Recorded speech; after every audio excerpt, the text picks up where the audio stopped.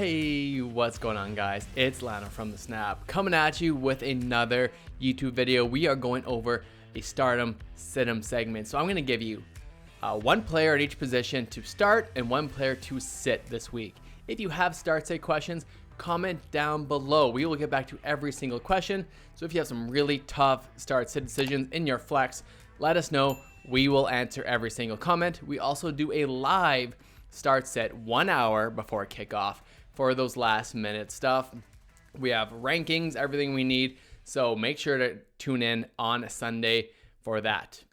My number one sit of the week at the running back position is going to be Mike Davis, the running back for the Atlanta Falcons. They play the Tampa Bay Buccaneers. Last week, he was a start. He was very much a start against Philadelphia. But this week, against that number one rated rush defense, Tampa Bay is not the one. So sit Mike Davis this week.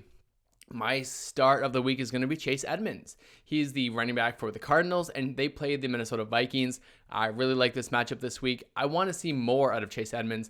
I believe he only had 12 attempts and 4 receptions.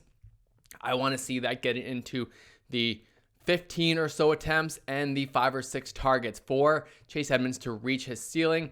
But I believe Minnesota is a really good matchup for that to reach pretty high.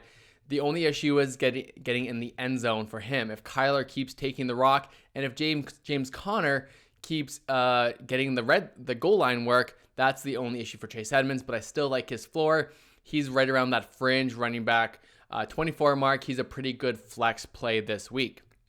My sit at the wide receiver position is going to be Sterling Shepard. They play the Washington football team this week. Sterling was a popular ad this week, potentially on your waiver wire, but I believe you should not start him this week against Washington.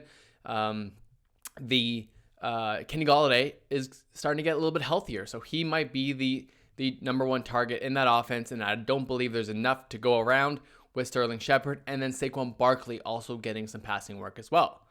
My wide receiver start of the week is a guy that I can't wait to watch, and that's going to be Courtland Sutton, the wide receiver for the Denver Broncos. Now with Jared Jeudy gone, Courtland should be the number one target, and they played Jacksonville, a really good offense. I mean, we saw the Houston Texans tear up the Jacksonville Jaguars, so I believe that Teddy Bridgewater and company will be the one to do that this week. Courtland is the guy that I'm really interested in watching to see if he is the number one target and it's not Tim Patrick and company, or I guess Noah Fant for that matter. So Courtland Sutton is that fringe running back or wide receiver 2-3 for me. He's not an auto start, but he's a guy I really like in the flex this week. My quarterback start of the week is going to be a bounce back candidate, and that is Ryan Tannehill. They play the Seattle Seahawks. Ryan Tannehill had a really disappointing week 1, but I think this is a really good chance to bounce back. I'm not expecting Tannehill to be outside the top 12 quarterbacks. He will be in the top 10 in my rankings this week. My quarterback sit of the week, there's a theme here. The Matt Ryan versus the Tampa Bay Bucks. Not a good matchup. Don't love it. I don't love his ceiling against the Tampa Bay Bucks. And Matt Ryan is a sit this week. You could probably drop him in most one quarterback leagues. The tight end start of the week, this is tricky. I'm going to go with Dallas Goedert. Dallas Goedert should be the number one target for Jalen Hurts. And Jalen Hurts, they play the San Francisco 49ers. We saw that TJ Hawkinson tore apart the San Francisco 49ers. And maybe their defense isn't as good as we thought they were. So I think Dallas Goedert should be the number one target for Jalen Hurts. I mean, if it's not going to be Devonta Smith, that is. And he's got pretty good touchdown upside in that game.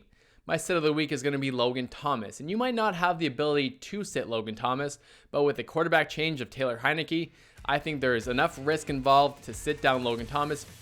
You might have some better options. We've got our rankings up on our Discord community, the private Discord community. So if you want that information, make sure to join our YouTube membership.